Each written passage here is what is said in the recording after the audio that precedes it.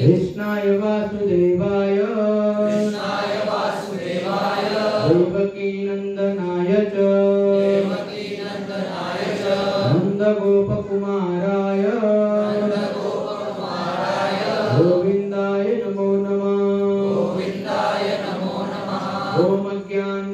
ज्ञानानन्दस्य ज्ञानाञ्जनशलाकया चक्षुरुन्मिलितं येन तस्मै श्रीगुरवे नमः।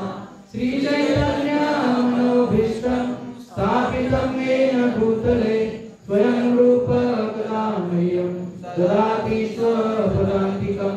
वन्देऽहं श्रीगुरु श्रीतापदकमलं श्रीगुरु वैष्णवांच श्रीरूपं सागरजातं सहगणा रघुनाथान्वितं तं सजीवं साद्वैतं सावधूतं परिजनासहितं कृष्णचैतन्यदेवं श्रीराधा कृष्णपदां सहगणा ललिता श्रीविशाखान्वितं च।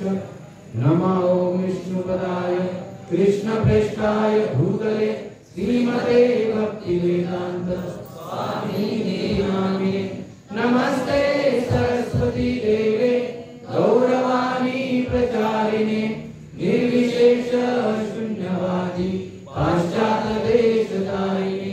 नमो महावदन्याय कृष्ण प्रेम प्रदायते कृष्णाय कृष्ण चैतन्य नामिने गौरसे नमः। हे कृष्णा करुणा सिंधु दीनबंधु जगत्पते गोपेश गोपिकाकांत राधाकांत नमस्तुते। तप्त कांचन गौरांगी राधे वृंदावनेश्वरी वृषभानुसुते देवी प्रणमामि हरिप्रिये। वाञ्छाकल्पतरुभ्यश्च कृपा सिन्धुभ्येव च पतितानां पावनेभ्यो वैष्णवेभ्यो नमो नमः। जय श्री कृष्ण चैतन्य प्रभु नित्यानंद श्री अद्वैत गदाधर श्रीवासादि गौरभक्तवृंद। हरे कृष्णा कृष्णा कृष्णा हरे हरे हरे राम राम राम हरे हरे। हरे कृष्णा कृष्णा कृष्णा हरे हरे हरे राम राम राम हरे हरे। हरे कृष्णा कृष्णा कृष्णा हरे हरे हरे राम राम राम हरे हरे। हरे कृष्ण। आजच्या या रविवारच्या सत्संगामध्ये सर्वांचं स्वागत आहे। कृपया सर्वांना विनंती आहे थोडंसं पुढे या, कारण बरेच भक्त पाठीमागे आहेत। सर्वांनी पुढे सरका थोडंसं जेणेकरून अजून सरका पुढे बघा।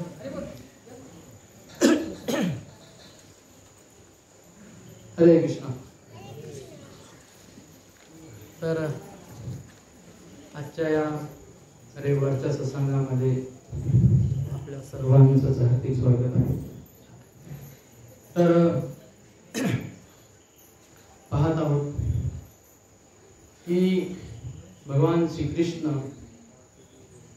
असं म्हणतात, शास्त्रामध्ये असं म्हणलेलं आहे की अनंत कोटी ब्रह्मांड आहे आणि ह्या ब्रह्मांडामध्ये भगवान श्रीकृष्ण कुठे ना कुठं काय करत असतात, आपल्या लीला करत असतात।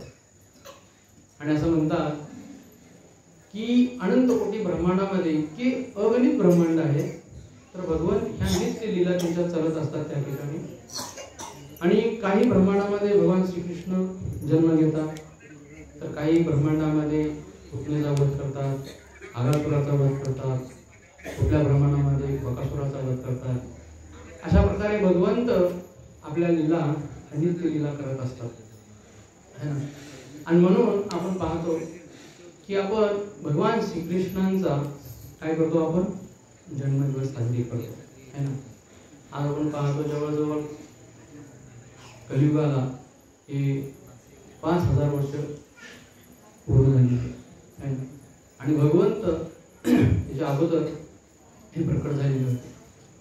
तर भगवंत ह्या ठिकाणी येण्याचं कारण त्या ठिकाणी आचार्यगण सांगतात की भगवान श्रीकृष्ण हे अनंत कोटीचे ब्रह्मांड आहे आणि त्यामुळं आपण पाहतो त्यांना कुठल्याही प्रकारचं या भौतिक जगामध्ये येण्यासाठी काही नियम नसतात। नियम हे फक्त आपल्यासाठी आहे ना. मानवासाठी काय फक्त नियम आहे, परंतु भगवंतासाठी कुठल्याही प्रकारचे प्रकृतीचे नियम नाही आहे. आणि त्यामुळं भगवंत आपल्या स्वइच्छेने या धामामध्ये येतात आणि धामा या भौतिक जगामध्ये लीला करतात आणि पुन्हा आपल्या धामाला भगवंत निघून जातात. परंतु काही लोक जसं भगवान श्रीकृष्ण गीतेमध्ये म्हणतात अवजानंती मामुरा मानव आश्रितात. काही मूर्ख लोक आहेत ते मला समजू शकत नाही. तर का बरं असं म्हणलेलं भगवंतांनी अवजानंती मामुरा, मूर्ख का म्हणलेलं? मूर्ख जर आपल्याला कोण म्हणलं ते मूर्ख आहे कडे आपल्याला राग येतो, तुला मी मूर्ख दिसतो का असं आपल्याला. परंतु भगवान श्रीकृष्ण म्हणतात की असे मूर्ख लोक आहेत ते मला कधी जाणू शकत नाही. आणि म्हणून कधी कधी लोक कधी विचार करतात, जसं आपण पाहतो की या भौतिक जगामध्ये जेल आहे ना. आता साताऱ्यामध्ये जेल आहे की मला माहिती नाही, पण येरवाडा जेल ही सगळ्यात मोठं जेल आहे ना. आणि त्या ठिकाणी कैदी काय करतात, वास करतात. काही अपराध केले असतील म्हणून त्या ठिकाणी त्यांना कोंडवलं जातं. आणि समजा राजाने कधी इच्छा केली की जर आपण सगळ्या कैद्यांना भेटूया, जेलमध्ये कसं चालले कारभार ते सगळं पाहूया, म्हणून स्वतः राजा जर त्या ठिकाणी गेला आणि फेरफटका मारून आला तर कैद्यांनी काय विचार करावा? कैदी विचार करू लागले बहुतेक राजाने पण काहीतरी अपराध केलेला आहे, त्यामुळे तो काय केलेला आहे, जेलमध्ये आहे.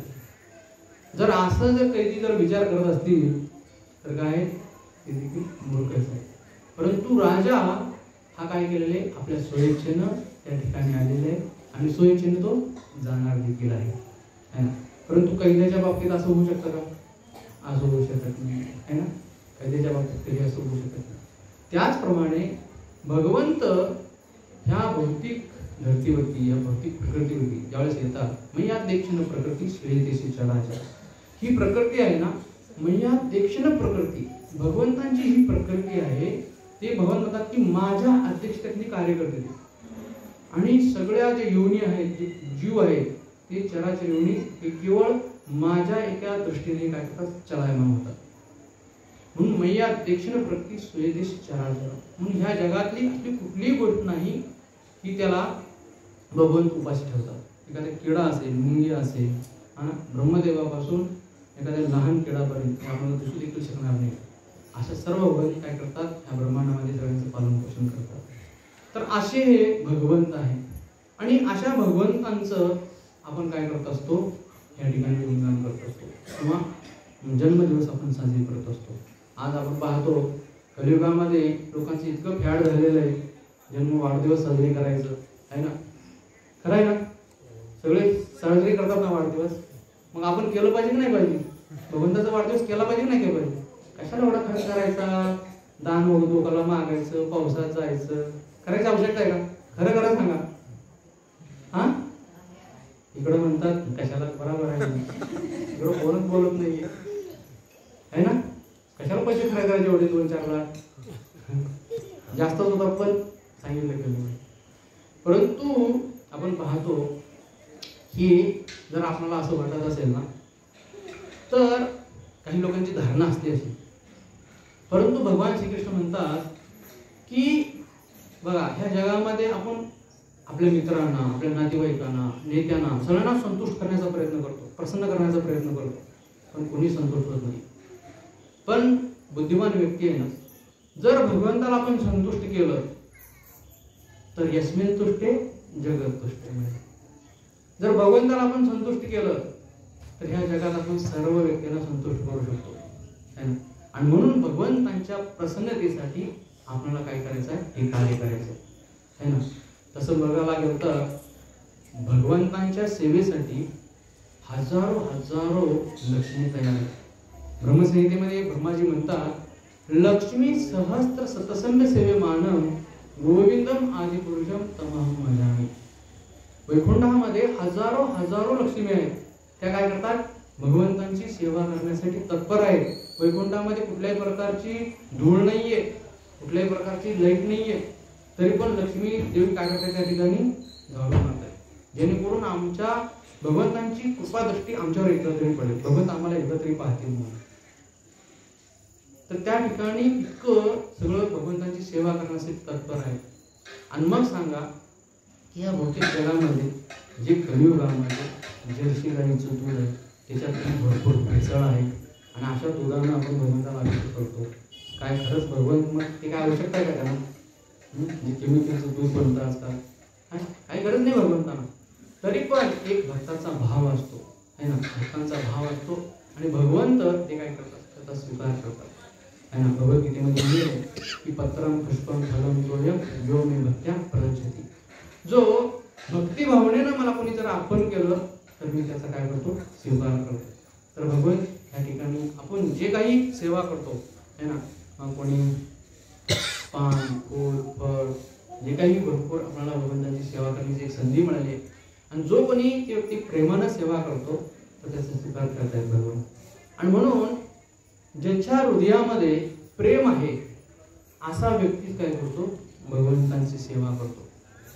तर भगवंतांना पहिलं प्रेम हिची आवश्यकता आहे. आपल्याकडलं धन, आपल्याकडली सेवा, आपल्याकडे जे बी काही आहे थोडंफार त्याची कुठलीही गोष्ट भगवंताला गरज नाही, काहीच गरज नाही आपल्याला. परंतु प्रेमान जनकरित भक्ती विलोचनेन संत सदैव हृदयेषु विलोकयन्ति यस्याम सुंदरम अचिंत्य गुणस्वरूपम गोविंदम आदि पुरुषम तमामयम्. म्हणून प्रेमाचं अंजन ज्याच्याकडे आहे भगवंत आशालाच काय करतात, आपली कृपा प्रदान करतात. आणि जो व्यक्ती प्रेमानं त्यांना जे काही त्यांचं नामस्मरण करेल, त्यांची सेवा करेल, भक्तिभावनेनं पुकारेल त्यांना, तर निश्चितपणे भगवंत त्याचा काय करतात, स्वीकार करतात. आणि म्हणून या ठिकाणी आपण पाहतो की आपल्याला एक विशेष अशी भगवंत ते काय करतात, संधी देतात है ना. आणि जीवन आपलं काय होऊ शकतं, त्याच्यामध्ये ते सार्थक होऊ शकतं है ना. म्हणून आपण जीवन काय केलं पाहिजे, सार्थक केलं पाहिजे. तर हे सार्थक जीवन आपण कसं करू शकतो, तर जीवन सार्थक करण्यासाठी आपण पाहतो की भरपूर याच्यामध्ये मार्ग सांगितलेले आहे ना. भगवंतांची सेवा करू शकतो, नामजप करू शकतो है ना. अनेक प्रकारच्या या ठिकाणी भगवंतांची सेवा करण्याची संधी आपल्याला. आणि अशा प्रकारे भरपूर सेवा करून देखील आपण जीवन करतो. आणि विशेष करून कलियुगामध्ये भगवंतांचं नामसंकीर्तन सांगितलेलं आहे ना. म्हणून जो व्यक्ती भगवंतांचं नामसंकीर्तन करतो तो देखील काय होतो, आपलं जीवन परिपूर्ण होऊ शकतो. आणि म्हणून ह्या ठिकाणी जर आपण आपल्या जीवनाचं शुद्धीकरण करायचं असेल तर फार गरजेचं आहे. कारण जोपर्यंत आपण शुद्ध होत नाहीये तोपर्यंत आपण भक्ती प्राप्त करू शकत नाही. आणि म्हणून ह्या ठिकाणी म्हणलेले की भगवान श्रीकृष्णाने भगवद्गीतेमध्ये 3 प्रकारच्या दानांचं वर्णन केलेलं आहे, 3 प्रकारच्या तपांचं वर्णन केलेलं आहे, 3 गुणांचं वर्णन केलेलं आहे. अशा प्रकारे अनेक भगवान श्रीकृष्णाने 3 गुणांचं वर्णन केले.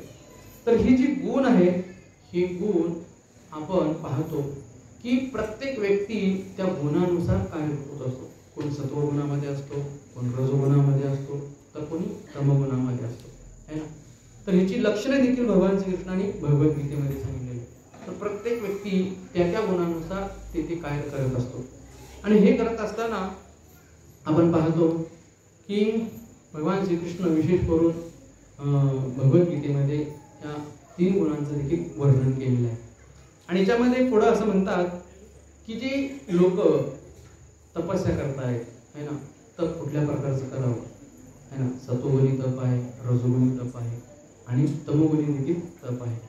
त्याचप्रमाणे दानाचं देखील महत्त्व भगवंतांनी सांगितलं आहे सुंदररित्या. भगवान विपिन गणपुनी मागच्या वेळेस आपल्याला दानाचं महत्त्व देखील त्याच्या वेळेस सांगितलं पाहिजे.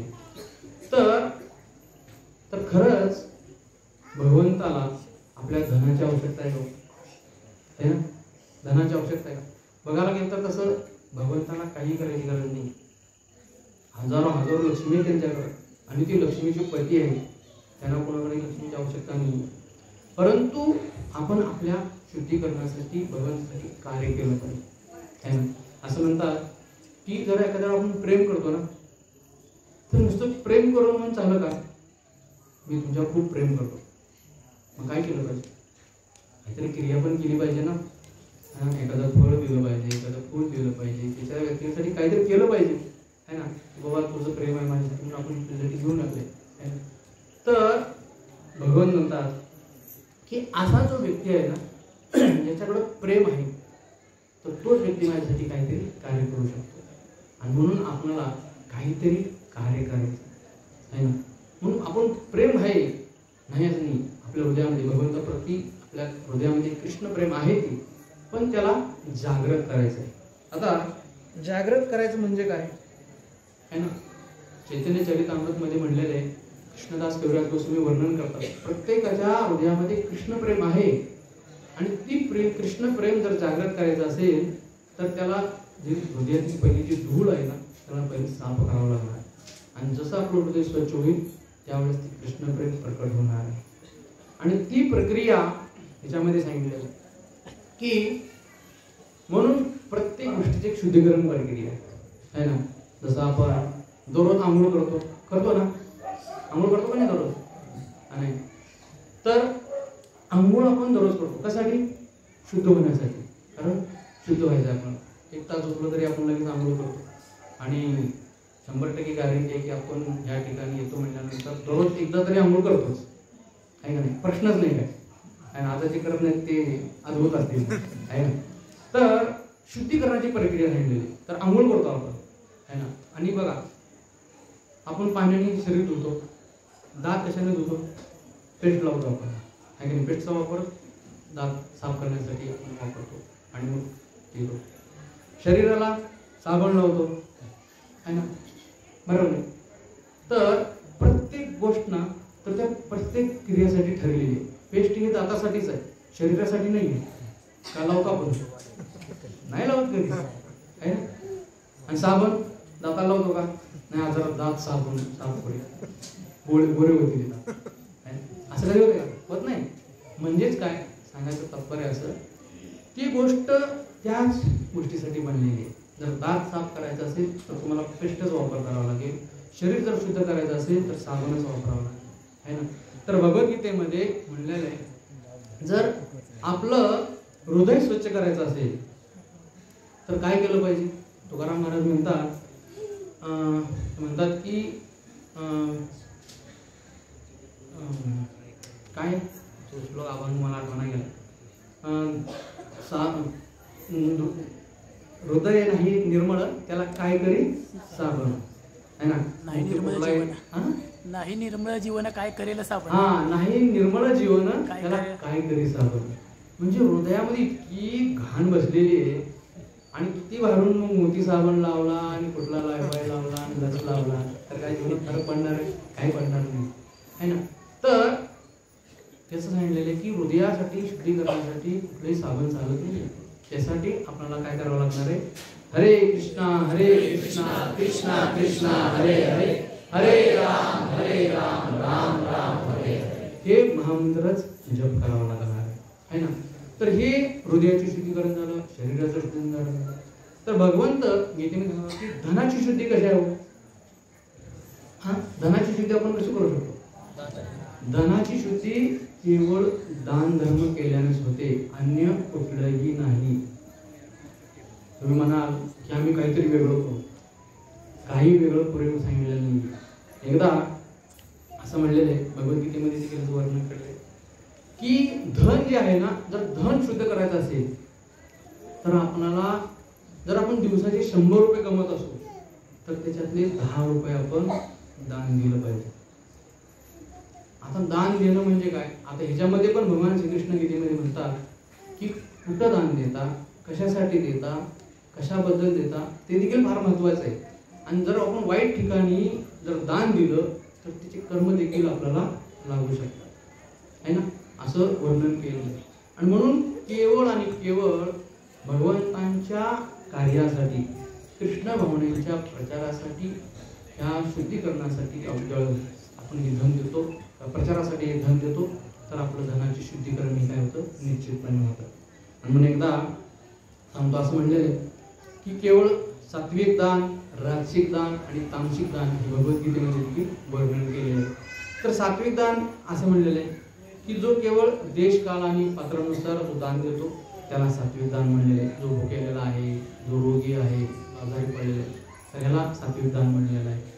तर तामसिक दान असं म्हणलेलं आहे की जे क्लेश ठेवून किंवा प्रत्युपकारांची अपेक्षा ठेवून केलेलं दानाला ह्याला राजसिक दान म्हणलेलं आहे. आता दान दिल्यानंतर मला भविष्यात काहीतरी मिळेल अपेक्षा ठेवून केलेलं दानाला राजसिक दान म्हणले. आणि जे तामसिक दान आहे ते तामसिक दानाला असं म्हणतात की ते तिरस्कार करून इच्छा नसताना सुद्धा बळजबरीनं देणं, त्याला काय म्हणले, तिरस्कार करून इच्छा नसताना अयोग्य वेळी अयोग्य ठिकाणी अयोग्य वेळी अशा प्रकारे जो व्यक्ती दान देतो त्याला तामसिक दान म्हणले आहे. आणि असं म्हणतात की जो व्यक्ती सुपात्र ब्राह्मणांना दान देतो, मग तो घर दिला, गाय दिला, शेती दिली, जमीन दिली, भूमी दिली, तर त्याला असं म्हणतात की जो दान देतो ना, ज्या वस्तू दान दिलेले म्हणजे एखाद्याने घर दिलं तर त्याला पुढच्या जन्मी भविष्यामध्ये त्याला घर मिळतं आहे ना. जर धन दिलं तर त्याला धन मिळतं. म्हणजे जे आपण देतो तेच आपल्याला भविष्यामध्ये मिळतं. तर हे अशा प्रकारचं शास्त्रामध्ये म्हणले. आणि म्हणून ह्या ठिकाणी आपण पाहतो एकदा एक वृंदावनचे एक साधू आहे, ते संत सांगत होते. ते म्हणाले की रेल्वे स्टेशनहून ते जात होते आणि जात असताना त्यांनी पाहिलं काही भिकारी लाईनमध्ये बसलेले होते आणि ते सिद्ध बाबा होते. त्यांनी त्यांच्याकडे बघितलं आणि बघितल्यानंतर त्यांना समजलं की हे कोण साधारण व्यक्ती नाही आहे. आणि ते बाजूच्या एका भक्तांना म्हणाले की हे कोण आहेत माहिती तुम्हाला? तर ते साधू म्हणाले हे काय म्हणजे भिकारी म्हणजे भिकारी नाही येते, भिकारी नाही आहेत, मागच्या जन्मातले करोडपती. बापरे, मग आता भिकारी का? म्हणे यांनी काय केलेले, केवळ पैसे कमवलेले आहेत पण दान धर्म केलेले नाहीये म्हणून आता करोडपती झाले. करोडपतीचं डायरेक्ट करोडपती. तर ते सिद्ध बाबांनी सांगितलं की ज्यावेळेस व्यक्ती आपण भरपूर पैसे कमवतो आणि जर दान धर्म नाही केलं ना तर तेच दान आपल्याला काय करतं, करोडपतीचं करोडपती आपल्याला बनवू शकतं. आणि म्हणून आपण पाहतो की सत्कार्यासाठी, भगवंतांच्या कार्यासाठी आपण दानाचा उपयोग जीवनामध्ये केला पाहिजे. तर एकदा काय आहे की ब्रह्मदेवाकडं सगळ्या देवता, दानव आणि मानव हे तिघही गेले आणि ते म्हणाले की ब्रह्मदेव, आमच्या कल्याणकारी जीवनामध्ये आमचं कल्याण तुम्ही काय करा, कशा राहील आम्हाला सांगा, आम्ही काय केलं पाहिजे जीवनामध्ये आणि तुम्ही एक सर्वोत्तम उपाय जो आहे ते आम्हाला सांगा. आणि असं म्हणल्यानंतर ब्रह्मदेव त्या ठिकाणी सर्व देवता होत्या, दानव देखील होते आणि त्या ठिकाणी मानव देखील होते. मग ब्रह्मदेवाने सांगितलं, ते म्हणाले की फक्त द असं म्हणाले ब्रह्मदेव.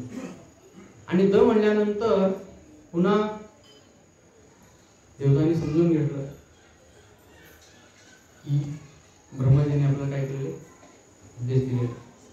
पुन्हा त्या ठिकाणी दानव आले आणि ते म्हणाले की ब्रह्मदेव, आम्हाला देखील तुम्ही काय करा, उपदेश करा. आमचंही जीवनामध्ये आमचे कल्याणकारी जीवन कशात आहे हे तुम्हाला आम्हाला तुम्ही सांगा. आणि असं म्हणल्यानंतर ब्रह्मदेवाने पुन्हा त्यांनाही तेच उत्तर दिलं, द हे शब्द आहे. आणि असं सांगितल्यानंतर तेही समजून घेतलं, दानवाने देखील समजून घेतले. आणि पुन्हा मानव आले आणि म्हणले की आमचंही कल्याणकारी जीवन कशात आहे सांगा. आणि त्यावेळेस ब्रह्मदेवाने देखील त्यांनाही दच उत्तर दिलं, तिघांनाही एकच उत्तर दिलं. आणि उत्तर दिल्यानंतर त्या ठिकाणी ब्रह्मदेव म्हणाले की देवतांनो, आता तुम्ही सांगा की द या शब्दाचा अर्थ तुम्ही काय जाणला, काय तुम्ही याचा अर्थ घेतला, तुम्ही काय समजून घेतलं. तर त्यावेळेस सर्व देवता म्हणाल्या की ब्रह्मदेव, आम्ही स्वर्गामध्ये राहतो, आम्ही भरपूर पुण्य जीवनामध्ये कमवलेलं आहे. आणि ज्यावेळेस व्यक्ती जीवनामध्ये पुण्य कमवतो त्यावेळेस तो स्वर्गामध्ये राहतो. आणि स्वर्गामध्ये राहिल्यानंतर आपण पाहतो स्वर्गामध्ये सुंदर सुंदर गार्डन आहेत, सुंदर सुंदर अप्सरा आहेत, सुंदर सुंदर बगीचे आहेत, त्या ठिकाणी खाण्यापिण्यासाठी भरपूर काही यथेच्छ इंद्रियतृप्ती आहे. आणि जसं व्यक्ती त्या ठिकाणी अशा प्रकारच्या इंद्रियतृप्ती त्या ठिकाणी करत राहतो तर त्याचं पुण्य क्षीण होत असतं, आहे ना. पुण्य जे कमवलेलं आहे, जे पुण्याच्या जोरावरती आपण स्वर्गामध्ये जातो आणि त्यावेळेस उपभोगतो, त्यावेळेस आपलं पुण्य क्षीण व्हायला लागतं. आणि देवता म्हणाल्या की आम्ही ही पुण्य उपभोगतो आणि पुण्य उपभोगताना ज्यावेळेस आमचं पुण्य क्षीण होतं त्यावेळेस ही दानव काय करतात, शक्तिशाली असतात दानव, आणि ते आमच्यावरती काय करतात, आक्रमण करत असतात आणि संपूर्ण आमचं स्वर्गाचं राज्य सगळं ती आमच्याकडून हिसकावून घेतात. आणि त्यामुळं आम्ही द या शब्दाचा अर्थ असा काढला की इंद्रियांचं दमन करणं. द या शब्दाचा आम्ही अर्थ असा घेतला की ब्रह्मदेव आम्हाला आता तुम्ही आम्हाला सांगत आहात की द म्हणजे इंद्रिय दमन करा, तपस्या करा, आणि तपस्या केल्यामुळं तुमचं कधीही म्हणजे स्वर्गातलं जे सुख आहे ते संपणार नाही. आणि त्यामुळं आम्ही इंद्रियांचं दमन करण्यासाठी हा शब्द घेतला. तर त्यावेळेस ब्रह्मदेव म्हणाले हो बरोबर आहे, तुम्ही योग्य अर्थाचा काढला. आणि पुन्हा मग देवता त्या परीक्षेमध्ये पास झाले आणि पुन्हा मग दानव त्या ठिकाणी आले आणि दानवाला विचारलं ब्रह्मदेवाने की तुम्ही काय द या शब्दाचा अर्थ काढला. तर त्यावेळेस सगळे दानव म्हणाले की ब्रह्मदेव हे आमचे देवता आहेत, हे आमचे मोठे बंधू आहेत, हे आमचे बंधू आहेत आणि आम्ही हे सर्व दानव सदैव काय करत असतो, मारामारी करत असतो, अन्याय करत असतो, अत्याचार करत असतो, सदैव भांडण करत असतो, है ना. दुसऱ्यांना सर्वदैव आम्ही त्रास देत असतो. आम्ही द या शब्दाचा अर्थ घेतला की आता काय करा, दया करा, दुसऱ्यावरती दया करा. द या शब्दाचा अर्थ आम्ही घेतला. आणि त्यावेळेस ब्रह्मदेव म्हणाले की हो बरोबर आहे, की कारण दानव राक्षस लोक काय करत असतात, इतरांचं त्यांना लोकं खायचं, आणि त्यामुळं त्यांनी शिकलं त्याच्यातून की आता आम्हाला ब्रह्मदेव दया करण्यासाठी सांगत आहे. आणि त्यांनी सांगितलं आता जीवनामध्ये आम्हाला दया करायचं आहे. आणि पुन्हा ब्रह्मदेव म्हणाले की हो बरोबर आहे, तुमचंही उत्तर बरोबर आहे. ही परीक्षेमध्ये पास झाली. आणि त्याच्यानंतर मग मानवाची वेळ आली. आणि मानवाची वेळ आल्यानंतर त्या ठिकाणी मानवाला विचारलं की द या शब्दाचा तुम्ही काय सांगितलं, काय अर्थ घेतला द या शब्दाचा. आणि त्यावेळेस मग सर्व मानवाने सांगितलं की ब्रह्मदेव आम्ही द या शब्दाचा अर्थ असा काढला की आम्ही भरपूर काय करतो, कष्ट करतो जीवनामध्ये, भरपूर धन मिळवतो, है ना. आणि ही धन मिळवल्यानंतर आम्ही याचा अर्थ हा काढला की काहीतरी आपण दुसऱ्याला दिलं पाहिजे, दान दिलं पाहिजे, दानधर्म केलं पाहिजे. आणि त्यावेळेस ज्यावेळेस या मानवाने सांगितलं तर त्यावेळेस ब्रह्मदेव म्हणाले की तुमचं देखील उत्तर बरोबर आहे. तर बघू शकतो ब्रह्मदेवानी देवतांना, दानवांना आणि मानवांना एकच उपदेश दिलेला होता, परंतु प्रत्येक जण काय केलेलं होतं, आपल्या आपल्या ह्याच्यानुसार त्याचा अर्थ काढलेला होता, है ना. आणि म्हणून आपण पाहतो की जीवनामध्ये ह्या समाजामध्ये अशा अनेक गोष्टी आहेत, है ना. आणि म्हणून आपण योग्य जी मानवासाठी पूर्वीपासून जे सांगितलेलं आहे, दानधर्म करणं, धनाचा उपयोग करणं भगवंतांच्या सेवेमध्ये, तर ही आपल्यासाठी गोष्ट आहे आणि ही सर्व मानवाने दिलेली आहे. आणि म्हणून दानवासाठी फार कठीण आहे दया करणं, है ना. आणि ज्या ठिकाणी इंद्रियतृप्ती भरपूर चालते त्या ठिकाणी इंद्रियांचं दमन करणं देवतांसाठी फार कठीण आहे, है ना. कठीण गोष्ट त्यांनी जीवनामध्ये केलेली आहे ना. तर दानवांनी कठीण गोष्ट घेतलेली आहे, देवतांनी कठीण गोष्ट घेतलेली आहे. आणि आता धन तर सांगा, प्रत्येक व्यक्तीला धनप्रिय आहे ह्या जगामध्ये. असा कोण व्यक्ती आहे त्याला धनप्रिय नाही आहे? कोण आहे एखादा तरी, बाबा मला धनाची काहीच आवश्यकता नाही आहे? सगळ्याला धनाची आवश्यकता आहे. उलट आपण काय करतो की जितकं आपल्याला जास्तीत जास्त मिळेल तितकं आपण प्रयत्न करत असतो, है ना. आणि म्हणून या ठिकाणी आपण पाहतो की ब्रह्मदेवानी ह्या सर्वांना उपदेश दिलेला आहे. तो प्रत्येक व्यक्तीने आपला त्यांनी आपल्या विचारानं त्याचा अर्थ घेतलेला आहे. तर पुढं आपण पाहतो की एकदा भगवंतानी सर्व देवतांना, दानवांना आणि मानवांना तिने पण आपला जो खजिना आहे, धन आहे, धना हे सर्व ओपन केलेलं होतं, दिलेलं होतं. आणि त्यावेळेस प्रत्येक व्यक्ती आला आणि आपले आपले जे काही धनाचे पोते असतील, पातेले असतील, जे काही ते सगळं घेऊन गेले तिने.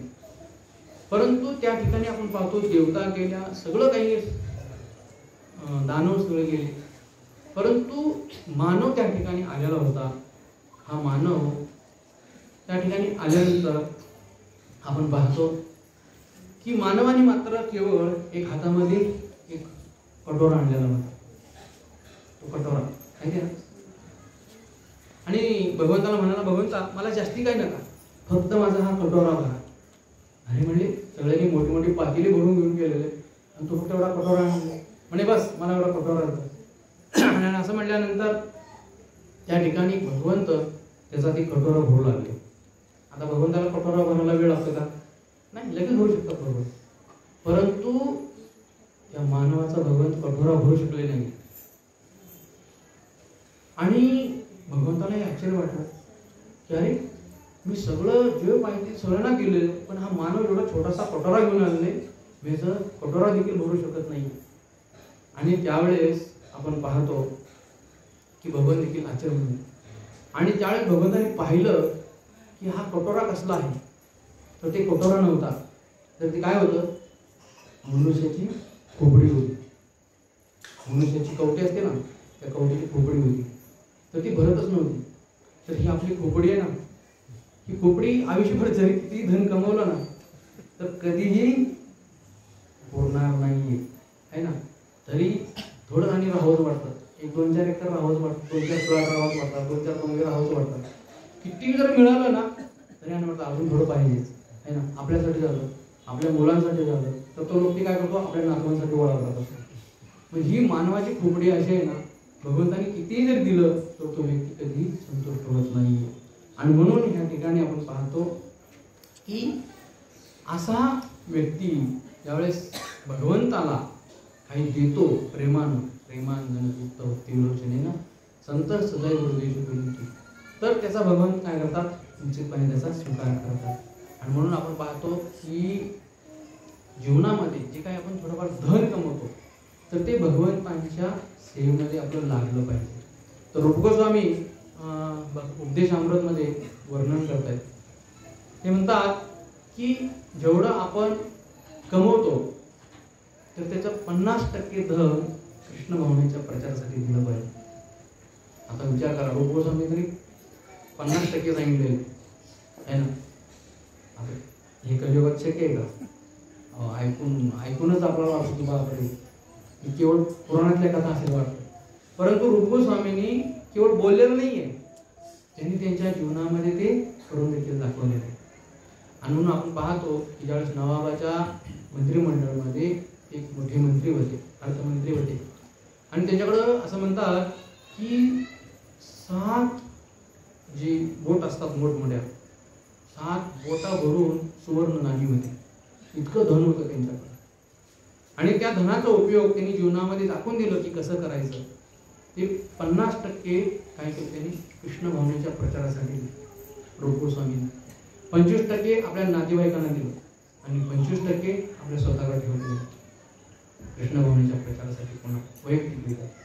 तर बघू शकतो की असे रूप गोस्वामी आपले जे आचार्य आहेत, ते असे अनेक जे राजे लोक होते जीवनामध्ये, त्यांनी हे सगळं दाखवून दिलं आहे ना. आणि म्हणून आपण आपल्या परीनं जे काही आपल्याकडे थोडंफार धन आहे ते धन आपण देखील काय केलं पाहिजे, भगवंतांच्या सेवेमध्ये लागले. जर आपल्याला धनाची कमतरता असेल आपल्याकडे, भगवान श्रीकृष्णांची सेवा करण्यासाठी असं म्हणतात, भागवतमध्ये वर्णन केलेले प्राणे अर्थे धिया वाचा, 4 प्रकारे आपण भगवंतांची सेवा करू शकतो. प्राण देऊन, आपलं जीवन देऊन भगवंतांची सेवा करू शकतो. प्राणे अर्थे पैसा, प्राणे अर्थे धिया आपली बुद्धी. जर आपण वेगवेगळे आयडिया करून प्रचार करू शकतो, वेगवेगळे सेवा करू शकतो. प्राणे अर्थे धिया वाचा. आणि जर आपल्याकडे बोलायची कला असेल तर गीता भागवत आपण वाचून आपलं जीवन परिवर्तन करून इतरांचं देखील जीवन काय करू शकतो, परिवर्तन करू शकतो. म्हणजे केवळ धनच दिल्यानं आपण शुद्ध होतो असं नाही. जे काही आपल्याकडे कलागुण दिलेले भगवंतांनी, तर ते कलागुण आपण पुन्हा भगवंतांच्या सेवेमध्ये लावणं याची परिपूर्णता आहे.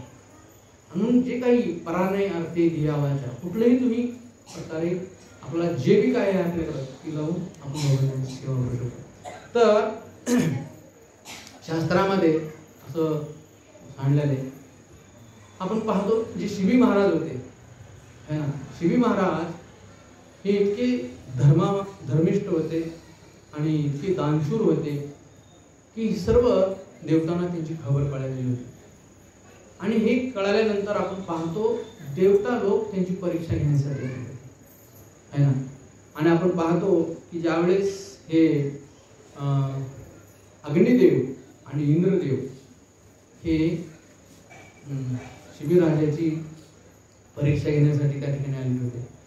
तर असं म्हणतात की अग्निदेव हे कबूतर बनलेले होते आणि जो ससाना आहे हा ससाना इंद्रदेव बनलेला. आणि ज्यावेळेस कबुतराच्या पाठीमागं हा ससाना लागलेला होता त्यांना मारण्यासाठी, आणि त्या कबुतरांनी शिबिराजांचा काय केला होता, आश्रय घेतला. आणि आश्रय घेतल्यानंतर शिबिराजाने म्हणलं की मी तुझं रक्षण करतो, तू काय काळजी करू नको. आणि तेवढ्यात ससाना पोचला की मी पण तुमची प्रजा आहे, तुमचं कर्तव्य आहे की माझंही रक्षण करणं, ते माझं भक्षण आहे. एक जीव दुसऱ्या जीवाला म्हणतो ना, जीव जीवस्य जीवन म्हणले आहे. तर त्यावेळेस ससाना म्हणतो की तो माझा भक्ष आहे, मी त्याला खाणार आहे, त्याला सोडा. राजा म्हणला की नाही, तो माझा आश्रय घेतलेला आहे, मी त्याचं रक्षण करणार. आणि मग भरपूर वाद संवाद होतो आणि शेवटी ससाना म्हणतो ठीक आहे, काय हरकत नाही. मग जेवढं कबुतराचं मांस आहे ते मांस काय करा मला तुम्ही द्या, आणि तीही कुठलं दुसऱ्याच नाही, तुमच्या शरीराचं. आणि त्यावेळेस आपण पाहतो की शिबिराजांनी आपल्या शरीराचं मांस काढून त्या तराजूमध्ये टाकत होते. आणि जसं जसं मांस टाकत होते तर किती टाकलं तर ती तराजू काय वरती येतच नव्हता, कारण ही काही साधारण नव्हतं कबूतर आहे ना. आता कबूतर किती जास्तीत पाव किलो तर 8 किलो, माणूस असतो 60-70 किलोचा. हा, तर शेवटी शिबिराजांनी हळूहळू आपलं संपूर्ण शरीर कापलं तरी ते भरती होत नव्हतं, आणि म्हणून शेवटी स्वतः जाऊन पारड्यात बसले. आणि हे पाहून त्यावेळेस हे ससाना म्हणजे इंद्रदेव आणि हे अग्निदेव हे खूप प्रसन्न झाले. आणि त्यावेळेस आपण पाहतो की राजाला म्हणाले की हे राजा, की आम्ही तुझी परीक्षा घेत होतो, कारण आम्ही तुझ्याविषयी भरपूर काही ऐकलेलं होतं, तू दान धर्मामध्ये खूप काय मोठा आहेस, आणि हे आम्हाला प्रत्यक्षरित्या पाहायचं होतं, म्हणून आम्ही तुझी काय केली परीक्षा घेतली. आणि म्हणून देवतांनी त्यांना वरदान दिलं की जोपर्यंत ह्या सृष्टीमध्ये ही सृष्टी आहे तोपर्यंत तुमचं नाव काय होईल, यशस्वी होईल, म्हणजे नाव लिहून अजून नाव काढत राहतील. आणि म्हणून पाहतो की शिबिराजांची कथा अजून देखील लोक आपल्याला काय करतात, शास्त्रामध्ये पुराणामध्ये आपण वाचत राहतो. तर इतकं त्यांनी मन मोकळेपणानं आपलं स्वतःचं शरीराचं मांस काढून राजा शिबिरांनी दिलेलं होतं दुसऱ्याच्या रक्षणासाठी. तर अशा प्रकारे ही आपली ही भारतभूमी आहे, अशा प्रकारची काळजी होती की दुसऱ्यासाठी त्यांनी स्वतःचा कधी विचार केला नाही. एवढंच काय तर नृग राजाची आपण कथा पाहतो श्रीमद भागवतमध्ये. नृग राजा हा असं म्हणतात की हे काय साधारण राजा नव्हता है ना. नृग राजा हा दान धर्म करण्यामध्ये सर्वश्रेष्ठ होता. तो हजारो गायी दररोज दान द्यायचा, दररोज दान धर्म करायचा. तरी पण आपण त्यांच्या जीवनामध्ये पाहतो त्यांना सरडा बनावं लागला. आणि ज्यावेळेस एक वेळेस आपण पाहतो की भगवान श्रीकृष्ण आणि त्यांचे मुलं खेळत होते वनामध्ये, आणि खेळत असताना ही जो चेंडू असतो, बॉल असतो, एका विहिरीमध्ये पडतो, आणि ती काढायला जातात तर पाहतात त्या ठिकाणी एक सरडा आहे, आणि सरडा पाहतात आणि सगळी मुलं जाऊन भगवंतांना बोलवतात, आणि भगवंत त्या सरड्याचा देखील उद्धार करतात आणि बॉल देखील काढून देतात. आणि काढल्यानंतर म्हणतात की तू कोण आहेस. तर त्यावेळेस हे नृग राजा आपली स्वतःची ओळख सांगतो की भगवंता, तुम्ही जर दानाच्या लिस्टमध्ये जर पाहत असाल तर पहिलं काय माझं नाव येतं, तर नरक राजाने इतकं दान दिलेलं होतं. असं म्हणतात एखाद्या वेळेस आपण या धर्तीवरचे कण मोजू शकतो है ना. आकाशातली जी काही थेंब पाऊस पडतो ते थेंब देखील आपण मोजू शकतो. समुद्राच्या लाटा मोजू शकतो. परंतु जे नरक राजाने दान धर्म केलेलं होतं ना ते कधी आपण मोजू शकत नव्हतो.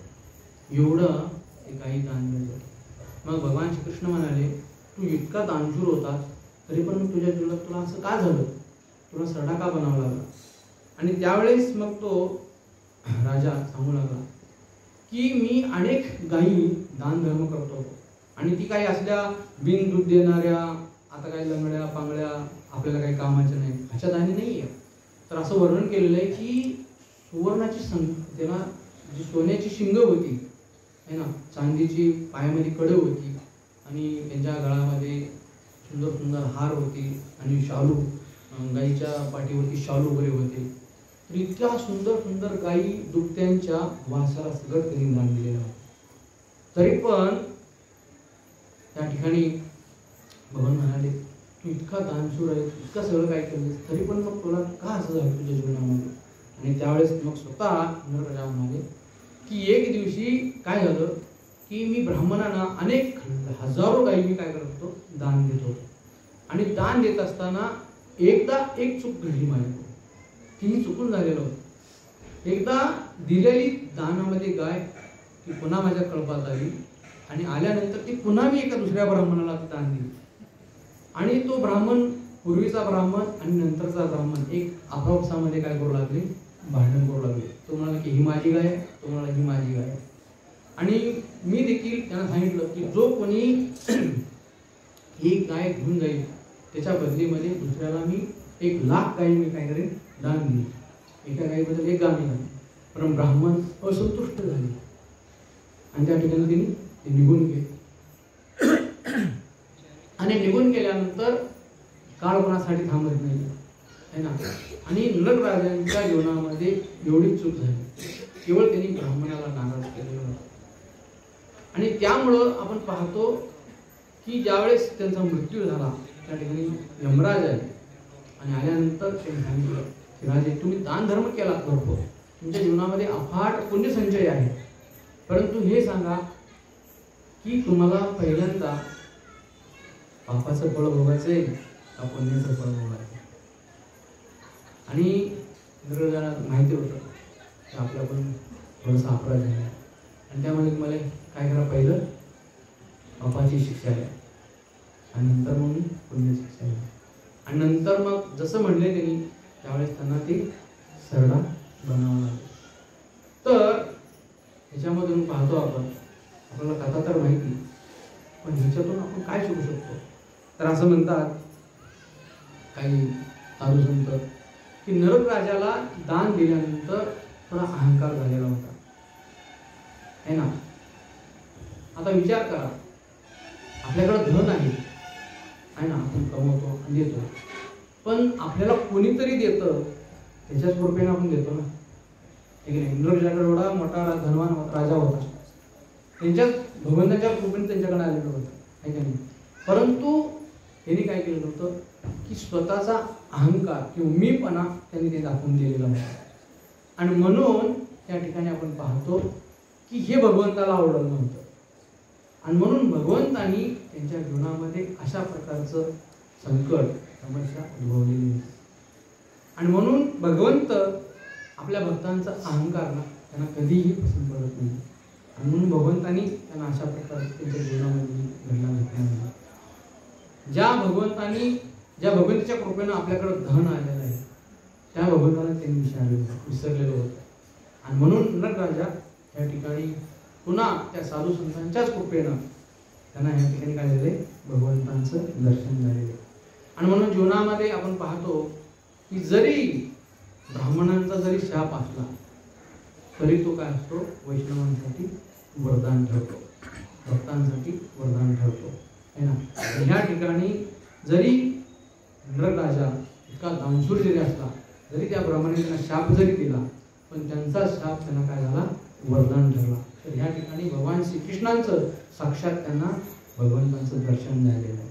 आणि म्हणून अशा प्रकारे जीवनामध्ये आपण पाहतो की अशी ही दानशूर जे राजा होते ते ह्या धरतीवरती होऊन गेलेले आहेत. तर एकदा असं म्हणतात की जे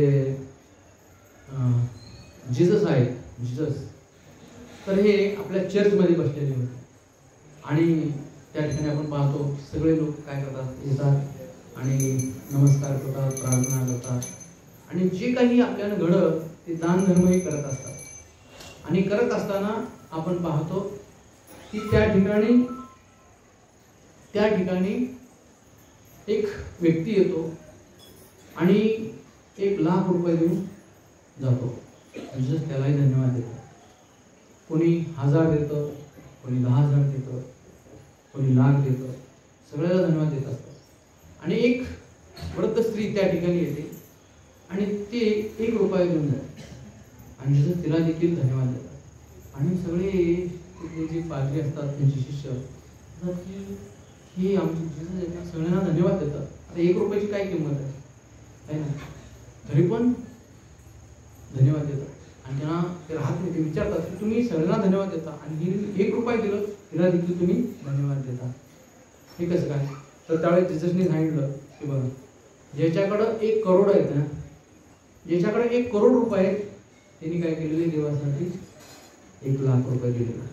म्हणजेच काय, 99 लाख त्यांनी स्वतःकडे ठेवलेले आणि 1,00,000 रुपये फक्त देवासाठी दिलेले. परंतु ही वृद्ध स्त्री आहे ना, ही काय, हिच्याकडे फक्त 1 रुपया आहे, तिने स्वतःसाठी काय ठेवलेलं नाही, तिने सगळंच भगवंताला दिलेलं आणि म्हणून मी तिचे देखील आभार प्रकट केलेले. तर आपण पाहतो आता जर भौतिक दृष्टिकोनातून बघितलं तर 1,00,000 रुपये हा मग खूप मोठी आहे ना, 1 रुपये काहीच नाही आहे. परंतु जर अंतकरण जर पाहिलं, देण्याची उदारता जर पाहिली तर 1,00,000पेक्षा 1 रुपयाचं अंतकरण खूप मोठं आहे. त्यांनी स्वतःचा विचार केला नाही, त्यांनी सगळं देऊन टाकलं. तसंच ह्या जीवनामध्ये जो व्यक्ती अशा प्रकारे अंतकरणातून आहे ना भगवंतांना देतो तर भगवंत कधी कमी पडते. म्हणून मागच्या वेळेस आपण बऱ्याच भक्तांनी कृष्णलीलेमध्ये वर्णन केले. फळवालीच्या जीवनामध्ये आपण पाहतो, फळवालीनं केवळ भगवंतांचं सौंदर्य पाहून तिने काय केलेले, भगवंतांना फळं दिलं आणि भगवंतांनी कसं तरी हातामध्ये लुटूपुटू करत पळत पळत येताना 2-4 दाणे त्यांच्या हातामध्ये राहिलेले होते आणि ते त्यांच्या फक्त टोपलीमध्ये टाकलं. आणि त्या फळवालीनं कधी अपेक्षाही केलेली नव्हती की हिच्याबद्दल मला काय मिळणार आहे ना. तिने केवळ भगवंतांचं सौंदर्य पाहून, बालकांचं सौंदर्य पाहून तिने घेऊन टाकलेलं होतं आणि ती निघून गेली. पण घरी ज्यावेळेस पोहोचली त्यावेळेस टोकरी भरलेली होती है ना, हिरे, माणिक, मोती, पाचू सगळं काही होते है ना. तर इतकं भगवंतांनी त्याला दिलेलं होतं. का बरं? कारण तिनं शुद्ध अंतकरणाने निर्मळ मनाने भगवंताला दिलेलं होतं. तर भगवंत हे बघतात की कुठल्या भावनेतून आपण काय देतो, कुठल्या भावनेतून आपण कार्य करतो. भगवंताला आपल्या कुठल्याही प्रकारची धनाची, कार्याची काही आवश्यकता नाही है ना. भगवंत भरपूर काही त्यांच्याकडे आहे, परंतु आपली भावना हे बघत असतात. आणि म्हणून ह्या फळवालीची भावना भगवंतांनी पाहिली आणि तिला भरपूर धन भगवंतांनी दिलं. त्याच्यानंतर असं कृष्णमध्ये वर्णन केलेले पुन्हा लिलेमध्ये की त्या ठिकाणी एक कंसाचा एक धोबी होता है ना, कंसाचा धोबी. तर भगवंताला दिल्यानंतर भगवंतानी त्याला एवढा आशीर्वाद दिला. आणि जो व्यक्ती भगवंताला देत नाही ना त्याची काय दुर्दशा होतात बरं. तर ह्या ठिकाणी धोबी कंसाचे कपडे धुवायचा आणि कपड्याचे भगवंत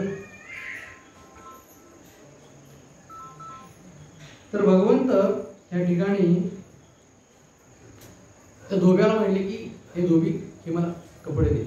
आणि त्या धोबी रागावला, ते म्हणाला की हे मुलांनो, तुम्हाला माहित नाही हे कपडे कोणाचे आहेत, हे कपडे राजाचे आहेत. जर तुम्ही पुन्हा मागितला तर मी तुम्हाला काय करेन, सैनिकाकडून तुम्हाला दंड देण्यास भाग पाडेल. तुम्हाला मी तुमची तक्रार मी राजाकडे देईन. अशा प्रकारे त्यांनी सगळं अपशब्द भगवान श्रीकृष्णांना आणि बलरामांना उद्गारलं. आणि त्याच्यानंतर आपण पाहतो भगवान श्रीकृष्ण ओळखले की हा व्यक्ती असं देणार नाही. आणि भगवंतानी त्याला काय केलं, त्याचा वध केला आणि सगळे कपडे घेऊन गेले. भगवान श्रीकृष्ण गोपबालक सगळ्यांना कपडे देऊन टाकले. आणि पुढं तीच भगवंतांची सेवा आपण पाहतो. तर भगवंत येन प्रकारे कृपा करत असतात आहे ना, कोणाला आशीर्वाद देऊन, कोणाला साम दाम दंड. तर भगवंत सगळं काही करतो. जरी भगवंत त्याचा वध केला तरी भगवंत त्याला काय करतात, मुक्ती प्रदान करत असतात. तर भगवंतांचं वेगळं वेगळं येन प्रकारे भगवंत कृपा करत असतात. तर त्या ठिकाणी आपण पाहतो सुदामा माळी देखील होता. त्या ठिकाणी सुदामा माळी हा केवळ मथुरेमध्ये रस्त्यावरती बसून फुलं होऊन आणि फुलांची सेवा करायचा, फुलं बनवायचा, हार बनवून ठेवायचा आणि जो कोणी येतील त्यांना तो विकायचा. पण ज्यावेळेस भगवान श्रीकृष्ण आणि बलरामजी रस्त्यावर येताना पाहिलं आणि त्यांनी आपल्या टोपलीतले 2 हार काढून भगवान श्रीकृष्णांना आणि बलरामजींना घातले. त्यांनी सुंदर सेवा केली आणि भगवंतांनी ही सुंदर सेवा पाहून त्याची काहीतरी त्यांनी आपल्याला अर्पण केले पाहून भगवान श्रीकृष्ण खूप त्यांच्यावरती प्रसन्न झाले आणि भगवंतांनी त्यांना देखील आपली कृपा प्रदान केली. तर हे सांगायचा असा मुद्दा की जो व्यक्ती अंतःकरणातून भगवंताला आपल्या परीनं जे काही अर्पण करतो तर त्याचा निश्चितपणे काय करतो, भगवान त्याचा स्वीकार करतात. आणि स्वीकार करतात नाही तर त्याच्या 10 पटीनं आपल्याला काय करत असतात, परत करत असतात. जितकं आपण देऊ तितकं भगवान ते आपल्याला देत असतात. आणि पुढं आपण पाहतो की असे अनेक राजे महाराजे होऊन गेले की जीवनामध्ये त्यांनी काय केलेले, अशा भरपूर कार्य केले. आणि म्हणून आपण पाहतो की रांतीदेव यांच्या जीवनात तर आपण पाहतो रांतीदेवानी तर जवळजवळ 48 दिवस उपवास केलेला होता. विचार करा कशासाठी उपवास केलेला होता की राज्यामध्ये जे काही त्यांना धन त्यांचं होतं तर त्यांनी सर्व प्रजेनं वाटून टाकलेलं होतं आणि सर्व प्रजा भुकी मरत असताना आपल्याकडं जे काही धनाचा साठा आहे ते सर्व प्रजेसाठी त्यांनी खुला केलेला होता आणि सर्व धन वाटून ते देखील कंगाल झालेले होते आणि ते देखील त्यांनी 48 दिवस उपवास केलेला होता. संपूर्ण परिवार त्यांचा उपाशी होता आणि 48 दिवसानंतर त्यांना पुन्हा तो भोग मिळाला, प्रसाद मिळाला. आणि ज्यावेळेस ते अन्न खात होते तर त्यावेळेस खात असताना तर त्या ठिकाणी एक ब्राह्मण आला आणि तो म्हणाला की राजा मी पण खूप भुके आहे, बऱ्याच दिवसापासून मी काय भुकेलेला आहे, तुम्ही मला पण काय करा. तर त्यावेळेस रांतीदेवानी आपलं अर्धा हिस्सा त्यातला त्याने ब्राह्मणाला दिला आणि दुसरा असते आता खाणार तेवढ्यात आणखीन एक शूद्र व्यक्ती आला. तो म्हणला की राजा मी पण खूप भुके आहे आणि त्याच्यातलं अर्ध्यातलं अर्ध पुन्हा त्यांनी दिलं. फक्त त्याच्यावर 25% राहिलं आणि ते तर खावं म्हणलं तर आणखीन एक व्यक्ती येतो आणि तो म्हणतो राजा मी पण खूप भुके. तर राजाने ते देखील घेऊन टाकलं आणि केवळ पाणी होतं, बाकी काही नव्हतं रांतीदेवाकडे. आणि एवढंच असताना ते म्हणजे तर पाणी पिऊन आपण काय करूया, उपवास करूया. तर अशी इच्छा करत असताना पाणी देखील प्यायला गेले. तेवढ्यात एक शूद्र व्यक्ती त्या ठिकाणी आला आपल्या पुत्रासमोर आणि तो म्हणाला की राजा मी खूप दिवसापासून भुकी आहे, मी काहीच खाल्लेलं नाही आहे, मला कमीत कमी पाणी तरी. तर राजाने पाणी देखील दिलं. तर आपण पाहतो की असे जे हे राजे महाराजे होते त्यांनी कुठल्याही प्रकारचा स्वतःचा विचार केलेला नाही. आपल्या प्रजेसाठी त्यांनी संपूर्ण आपलं गोडाऊन, आपलं जीवन सगळं त्यांनी दिलेलं आहे. आणि म्हणून असे जीवनामध्ये अशा राजांचं आपलं हे आहे की अभिमान आहे की असे राजे होऊन गेले की त्यांनी आपलं अंतःकरण सगळं हे त्यांना दिलेलं होतं. तर जीवनामध्ये जे काही आपल्याला मिळतं त्या भगवंतांच्या कृपेनं मिळतं आणि म्हणून आपण त्यातला एक खारीचा वाटा, थोडं फुल नाही फुलाची पाकळी म्हणून आपण काय केलं पाहिजे, भगवंतांच्या चरणावरती आपलं कर्म, आपलं धन असेल ते आपण अर्पण केलं पाहिजे. तर धनाची शुद्धी याच्यात आहे जो व्यक्ती अंतःकरणातून भगवान श्रीकृष्णासाठी आहे ना देतो तर त्याचा निश्चितपणे काय होतो, उद्धार होतो. तर भगवान श्रीकृष्ण गीतेमध्ये म्हणतात की माझे जन्म आणि कर्म कसे हे दिव्य आहे. तर कशासाठी द्यायचं आपल्याला, तर भगवान श्रीकृष्णांच्या जन्मांचं आणि कर्मांचं काय करायचंय, गुणगान करायचंय. या ठिकाणी हजारो लोक येणार आणि ह्या हजारो लोकांची सेवा करण्याची आपल्याला संधी मिळणार आहे ना. आपल्या धनाचा उपयोग या ठिकाणी एक हजारो, या ठिकाणी त्या दिवशी हजारो लोक येणार आणि हजारो लोक आल्यानंतर त्यांना आपण पुस्तकं देणार, प्रसाद देणार, कथा देणार, कीर्तन देणार है ना, काही ना काही आपण देणार त्यांना. आणि त्यामुळं जास्तीत जास्त लोकांना आपण या ठिकाणी बोलवलं पाहिजे. म्हणून भगवंतांची सेवा करण्याची एक आपल्याला संधी आहे. तर सगळ्यांनी एक मोठं काय केलं पाहिजे, सहकार्य केलं पाहिजे. आणि इतका मोठा हा कार्यक्रम संपूर्ण सातारा शहरामध्ये आपण जोपर्यंत सर्वजण एकत्र येऊन हे कार्य करत नाहीये तोपर्यंत हे परिपूर्ण होणार नाही. म्हणून असं म्हणतात, जीवन सार्थक तरी परोपकार है ना. आपलं जीवन सार्थक झालेलं आहे, परंतु अजूनही असे कितीतरी जीव आहेत त्यांना माहीत नाही कृष्ण भावना काय आहे. आणि कृष्ण भावनेचा प्रचार जर करायचा असेल तर आपलं तन मन धन आपण काय केलं पाहिजे, भगवान श्रीकृष्णाला समर्पित केलं पाहिजे. आणि ज्यावेळेस आपण हे सगळं समर्पित करू तर निश्चितपणे काय होईल, आपल्या कृष्ण भावनेचा प्रचार होईल आणि आपलंही जीवन सार्थक होईल आणि इतरांचं जीवन देखील सार्थक होईल. तर खूप खूप धन्यवाद. त्या ठिकाणी आपल्या सर्वांचं पुन्हा एकदा मी आभार प्रकट करतो की वेळ आपल्याला काढून तुम्ही त्या ठिकाणी आले. हरे कृष्ण.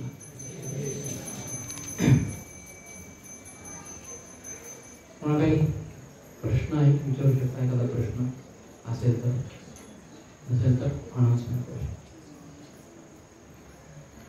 ठीक आहे. हरे कृष्ण. श्री प्रभुपाद की जय.